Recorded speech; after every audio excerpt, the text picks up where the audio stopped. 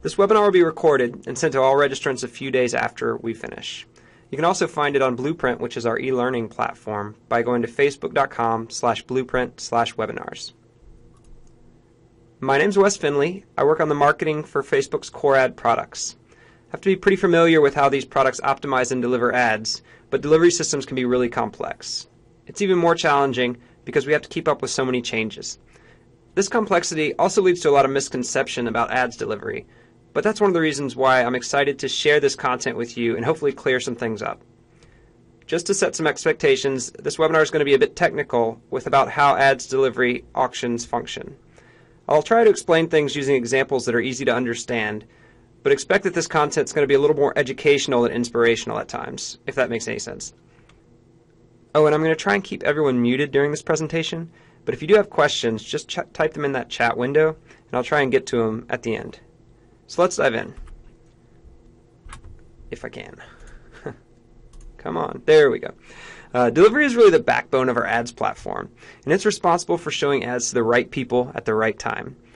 Basically, the system evaluates what someone might want to see in the context of what an advertiser like you is trying to achieve to help advertisers get optimal results for their ad dollars. Simple enough, right? Actually, simple is not a word I would use to describe Facebook's ads delivery platform, and one of the reasons is because Facebook never stops tinkering and it's undergoing near constant change. Before Facebook, I led a social marketing for a large CPG brand, and I totally understand how frustrating it can feel when you aren't able to replicate your previous results, or your ad stops delivering altogether. There are a lot of strong emotions around delivery, and that's why I want to lead a conversation like I'm having today, where I get to share some of the principles that helped me grasp what Facebook's ads delivery is doing on the back end. A point that I really want to underscore is that ads delivery system is designed to join the needs of advertisers and people. Our goal with delivery is to create good experiences for people that drive real results for advertisers. You as advertisers understand your business goals best, and we understand how people interact with ads on Facebook. But to be successful, ads delivery has to understand both of these systems. When you share with us the true business goals that you're trying to achieve, which, let's be honest, is probably not a website's click, only then can our system efficiently find the people who are most likely to lead to the results you want. As you may have seen announced in our latest earnings call, there are over 1.86 billion people active on Facebook's apps and services, and millions of advertisers are trying to connect with them. In aggregate, our ads delivery system is making trillions of decisions every day. We run an auction every time there's an opportunity to show an ad to an individual on our platforms, tens of billions of times a day. We're talking hundreds of thousands of auctions every second. Each time a person scrolls through their news feed, we have to go and find the right ads to show that individual. At any point, this could be tens or hundreds of thousands of different ads. The delivery system has to pick the best one to show, one that the consumer will find interesting while delivering on the advertiser's objectives. And these decisions need to be made within a fraction of a second to make sure that the ad will load fast enough within the person's feed. There are a number of layers of optimization that go into these decisions, but before you can really grasp how each layer affects delivery, it helps to understand one of the core differences behind Facebook's delivery system and most other ads auctions. That's the pacing. At its core, a delivery auction understands your budget, your bid, and your time frame. On the chart here, every one of those little circles represents an available impression that fits your audience constraints. Each one has a different value based on the auction. Now, if you don't trust Facebook to optimize your ad pacing, just select Accelerated Delivery and optimize for impressions. Accelerated Delivery will deliver every impression available that falls below your bid. In essence, you'll attempt to win every auction up to your max bid. That includes all these little green circles here. And unless you have an infinite budget, and if you do have an infinite budget, please let me know because we have some investment opportunities to talk about. So unless you have an infinite budget, you will blow through all of your cash extremely quickly, as you can see here. In addition, you don't get a particularly good cost per impression. Most delivery systems solve this issue of pacing by something called probabilistic throttling, which is very difficult to say. Basically, your likelihood to win any individual auction below your bid increases or decreases based on your remaining budget and time frame. As you can see here, this results in a somewhat randomized distribution. Now, probabilistic throttling has a few things going for it. One, it ensures that your budget is distributed throughout your time frame. And two, and I think this is the main reason most systems use probabilistic throttling, it ensures consistency. If you decide to increase your budget or run a secondary campaign, your cost per impression should remain essentially the same. This consistency can be remarkably helpful for marketers handling planning and budgeting, but consistency also sacrifices value. Facebook's system relies on best response bidding, sometimes called discount bidding, but I think that term makes it sound a little bit too much like a thrift store. Best response bidding means that based on your remaining time frame and budget, Facebook will adjust your bid to win the lowest cost auctions. As you can see, this results in more won auctions for the same budget.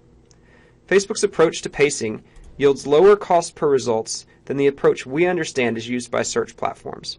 However, as you can see in this chart, Facebook's cost per result may increase as your budget grows.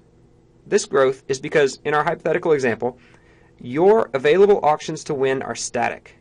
So as your budget increases, the best response bidding must choose higher cost auctions to spend your larger budget. Essentially, your larger budget yields more results, but at a higher cost per result.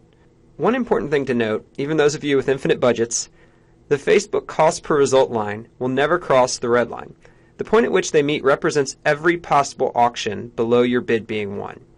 You could throw another $5 million at your budget, and there's literally no other auctions below your defined bid available within your audience constraints and time frame.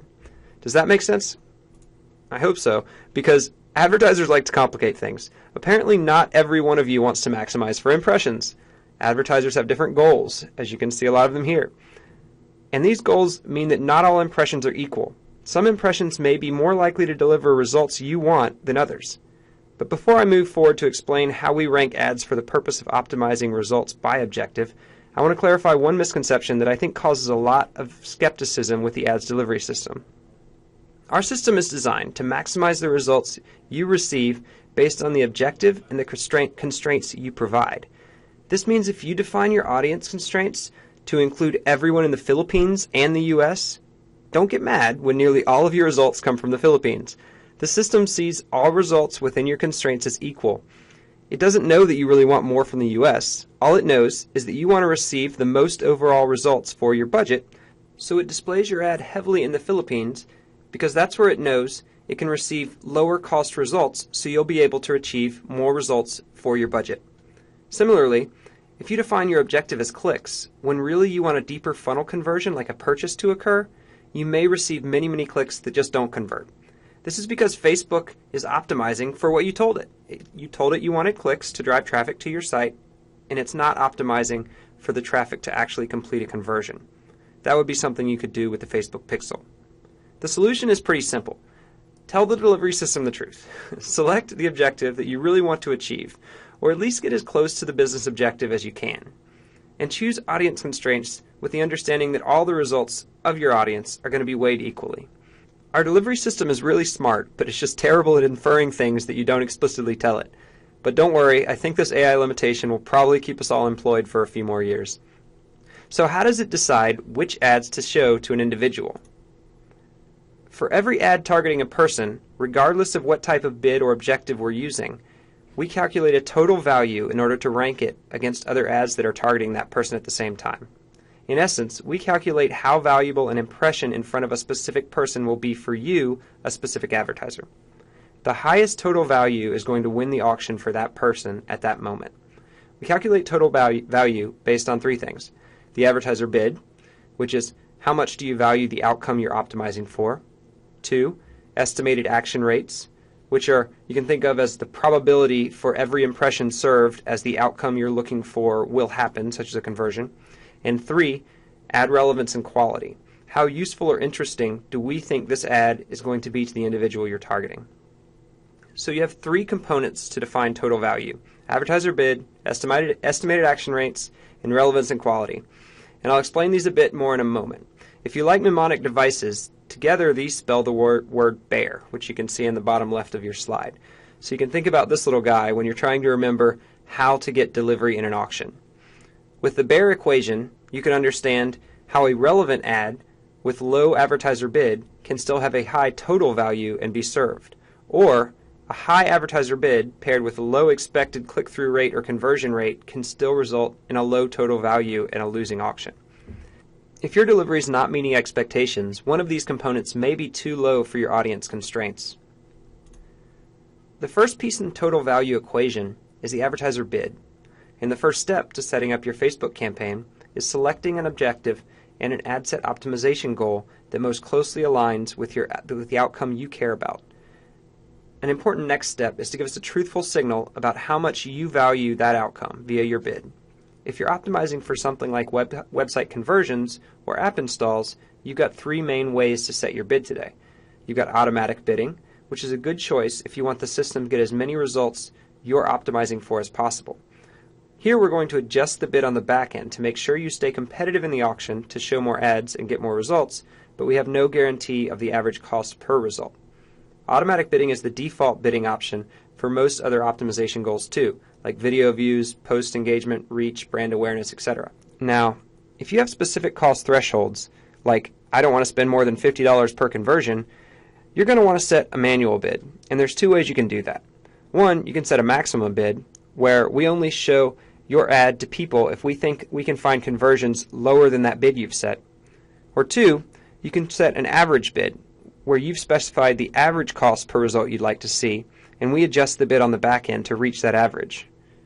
Now, some initial learning happens when each new ad set is created and activated. After a bit of initial delivery, if we estimate that we can't find you any more of the results you want, given the constraints you've indicated with your bid, then delivery will slow down, and in some cases it'll stop altogether. Basically, this is the estimated action rate part of the equation going into practice. It's too low for you to win any further auctions at your existing bids.